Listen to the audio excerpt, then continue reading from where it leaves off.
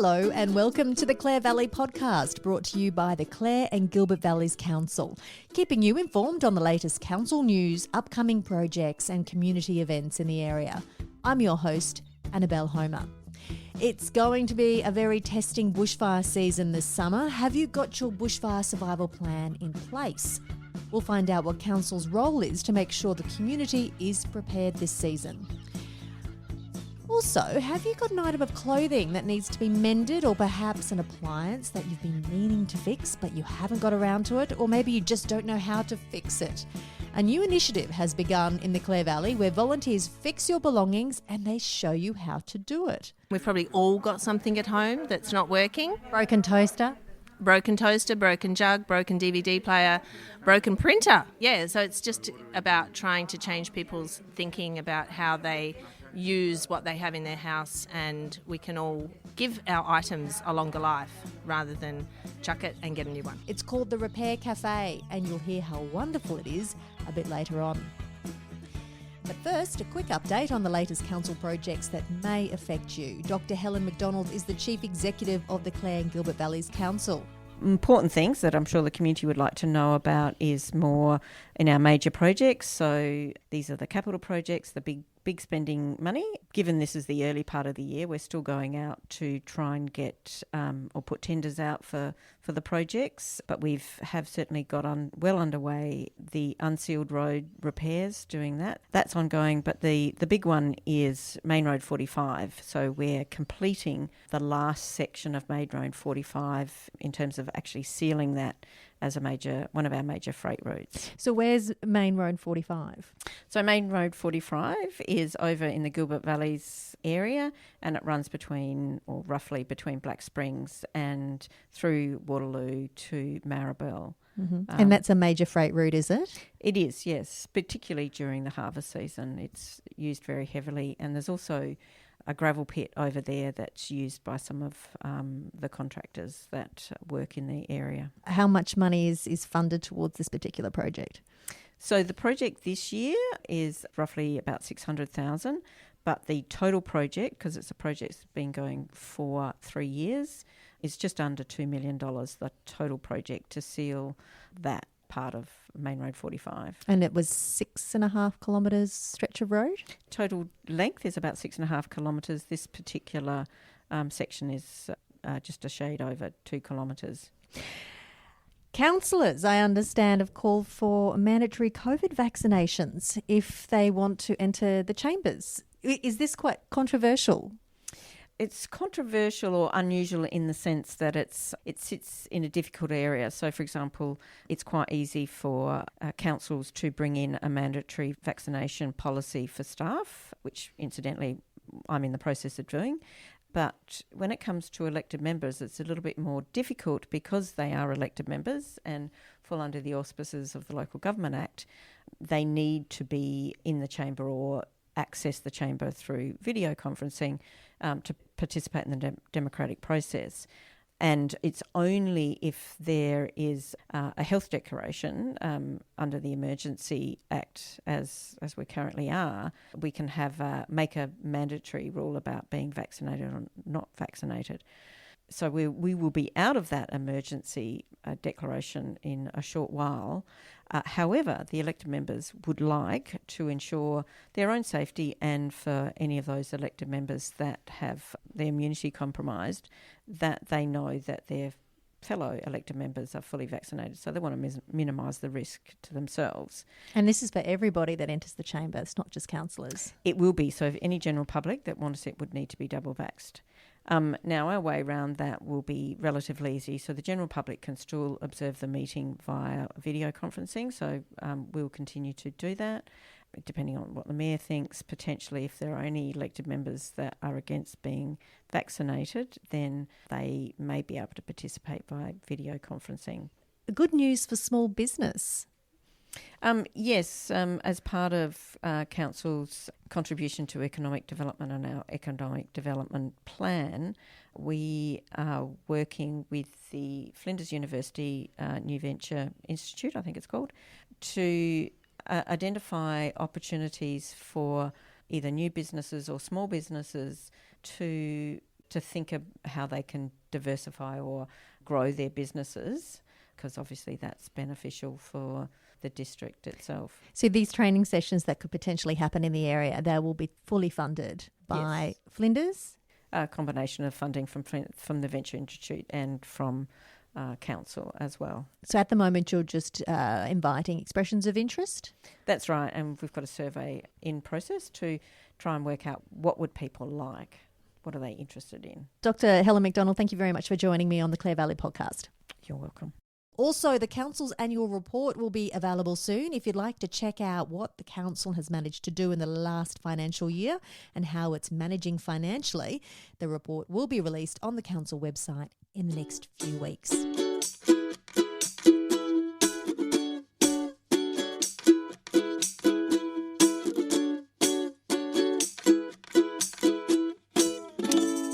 After a wet winter and spring, fuel loads are very high this summer, the highest in many years, which means a testing bushfire season is ahead. Have you mowed and cleaned up your block to minimise the threat of a bushfire? The Council plays a major role in making sure landholders comply with the latest regulations. To find out what's involved, I caught up with Andrew Christiansen, Director of Development and Community at the Clare and Gilbert Valleys Council, and Boyd Kench and Mick Tobin, both Council compliance officers. First to you, Andrew, what is Council's role when it comes to the bushfire season coming up? Clare has a couple of roles, but one of our, Clare and Gilbert Valleys has a couple of roles, but it really is in regards to bushfire preparedness. So in undertaking inspections to see what the fuel loads are and working with property owners in cleaning up their sites and making sure that their fuel is reduced so we have a safer community, basically. Also throughout the season as well, we work on distributing information to people to help them understand how to become bushfire ready. So CFS information, we work closely with CFS in order to make that happen. We do all sorts of things, but those two things are really the key roles within what council plays within bushfire preparedness. Well, let's look at the season ahead. What's the fuel load like out there this coming season? Mick? Yeah, so we have commenced our rural property inspections and township inspections. Within that, we do fuel loads and fuel curing. At this stage, we're looking around the 8.5 to 9 tonnes per hectare. So fuel loads are a lot heavier this year than they were last year. And that's just put down to a wetter winter, a wetter spring, and leading into a wetter summer. So, yeah, the fuel loads are a lot heavier this year. When it comes to fuel loads, is this probably one of the trickiest seasons coming up? I think the season is going to be a lot more testing this year with the heavier fuel loads around. Managing fuel loads on council properties, we work with DEW, so Department of Environment and Water. A lot of those controls are fuel loads, which is just fuel reduction burning, and we have commenced a few of those in the Clare Valley with a few more to go. At this stage, we've done Police Paddock successfully and hoping to move south along the ridgeline towards Neagles Rock at this stage. How do you prepare the community? What regulations have you got in place to ensure that everybody is on track to ensure that their blocks of land are mowed, cleaned up ahead of this season? So council go out at the beginning of October and we do property inspections under Section 105F of the Emergency Fire Services Act. That involves inspecting every property in every town, so driving every street, and then we issue a notice, and that gives them 28 days to action any required work on the property. And then once that 28 days expires, we go back, re-inspect, and either organise a contractor to commence the work if it hasn't been completed, or the property gets signed off as complete and compliant. Do most people comply? Yeah, the Clare Valley is pretty good with compliance with their properties. This year there was a lot more inspections and notices sent out. How many more? Last year was 250 and this year is 603 notices have been sent out for the first round of inspections. And if people don't comply, what are the fines? This year the fines have actually increased. Last year the fine was $315 for non-compliance, and this year it's gone up to $473. And that also includes a contractor fee as well.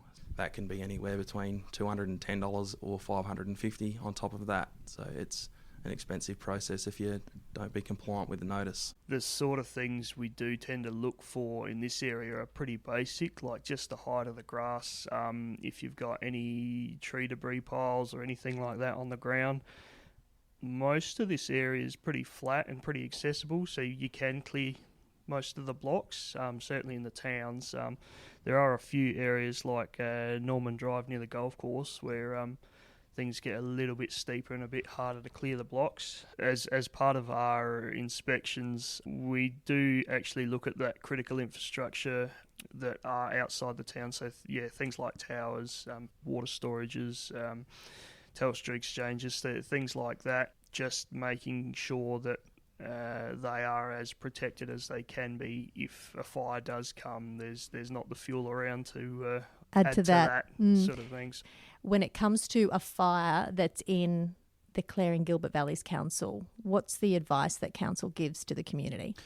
During bushfire emergencies, council doesn't really have a role to play. That really goes over to emergency services, where our role is really in regards to that bushfire preparedness and also in the recovery phase. Okay, so let's talk about the recovery phase. Yep. So for a recovery, for example, there might be infrastructure assets that have been destroyed potentially, and council will probably get involved in that sort of processes. It could be bespoke depending on what sort of bushfire emergency actually is. It could be a major bushfire event or a small bushfire event. We've actually had a lot of bushfire events over recent times, and council's probably been more involved in regards to clearing roads, getting all those sorts of infrastructure back on track as quickly as possible. Recovery isn't just like a couple of days after, it goes on, can go on for years potentially. But I mean, infrastructure is obviously one of those clear roles that council can play in regards to that. So Mick, you're also a CFS captain, newly appointed. With your CFS hat on, how well is the CFS equipped for this coming season? Our CFS area, we are Horrocks Group, which covers Clare, Seven Hill, Penwortham, Watervale, and also Mintero. So we've got a large area. So we commence our burnover drills and training, making sure all of our vehicles are ready to go. We're ready to roll this year.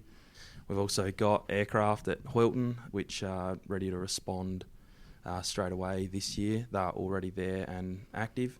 Hopefully it is a season that I'm not thinking it's going to be, but I believe it's going to be a very busy season, unfortunately.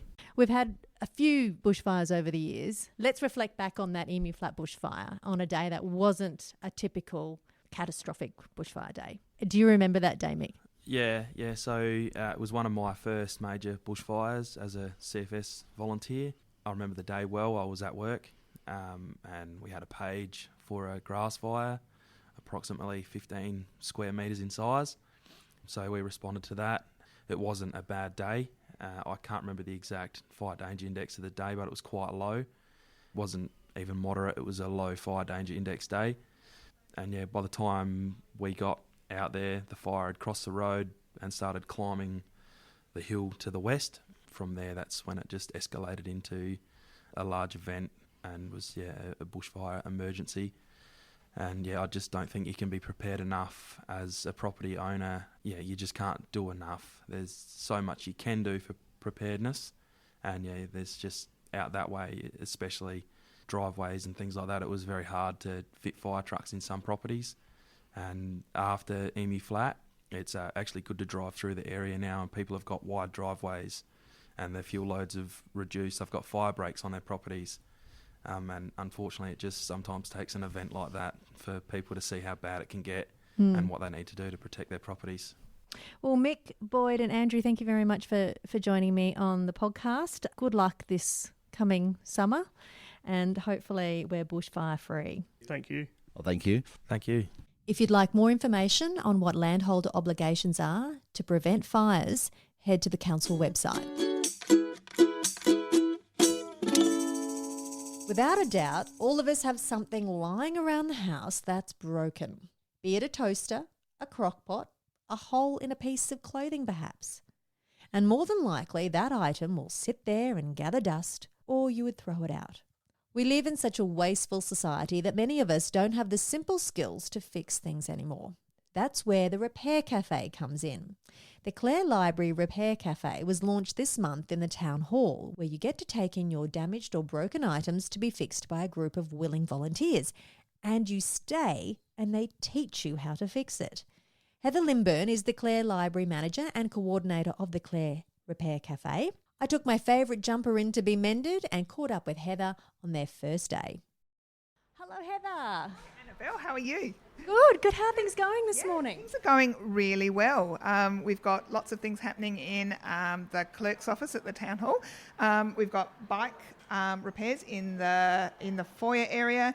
We've got Clare, who is doing some general repairs as well. So sewing, electronics, and just darning of jumpers and socks and all sorts of things.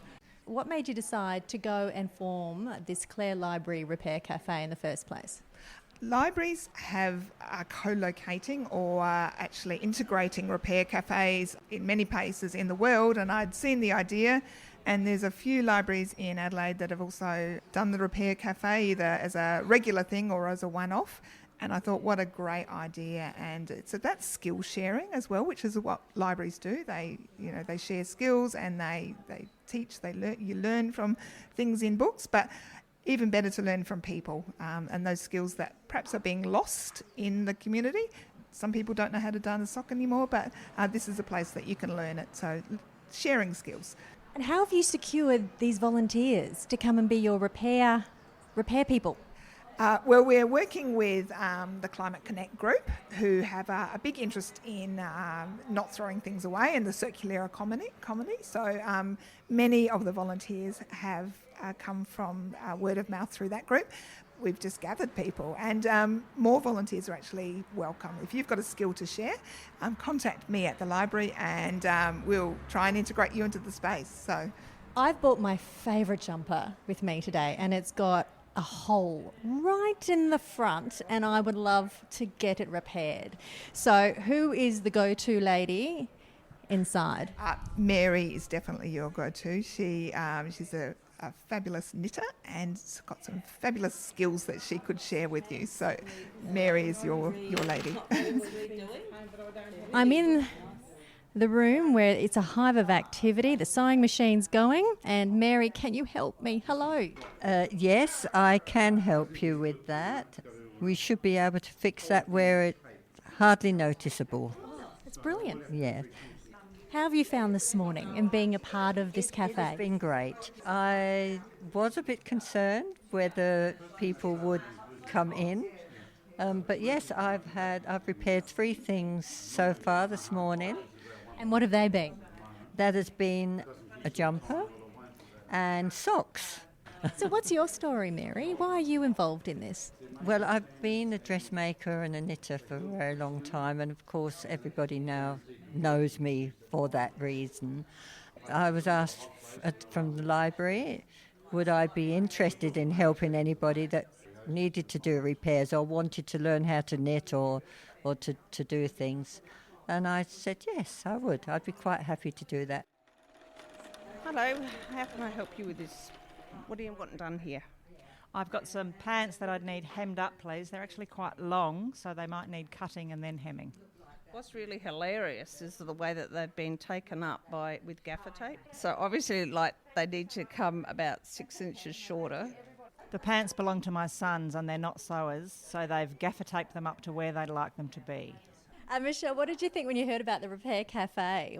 Was your first instinct oh, thank goodness I can take these cricket pants to these people? Yes, it was, and also just the idea of it is fantastic, to repair things rather than throw them out. I've actually got a toaster somewhere at home that I might bring down next time. I'm here with Susan Cunningham, who is the chair of Climate Connect Mid-North and who is affiliated with the Clare Library Repair Cafe. Susan, congratulations. It looks like it's been a successful morning. Yes, thank you very much, Annabelle, and we're really happy. The Repair Cafe concept it's a fantastic concept, but the name maybe is a little bit confusing. I think with the cafe bit thrown in there, the reason why the people who came up with the idea in the Netherlands, they wanted it to be not just repairing items, but also building community. So that's why they threw in the cafe side of it. But we've got a wonderful market here today, so we don't need to be supplying food and coffee. But, building community is fantastic. I think to just raise awareness in terms of being a bit more sustainable and reducing waste. And as a society, we've moved to this real throwaway society, which manufacturers love because it means we just chuck it and go and buy a new one. When we've got people here like Quentin who can fix small appliances, so we've probably all got something at home that's not working. Broken toaster, broken jug, broken DVD player, broken printer. He's been looking at printers today. I've got a broken printer at home. Yeah, so it's just about trying to change people's thinking about how they use what they have in their house, and we can all give our items a longer life rather than chuck it and get a new one. Speaking of items, what have you brought today?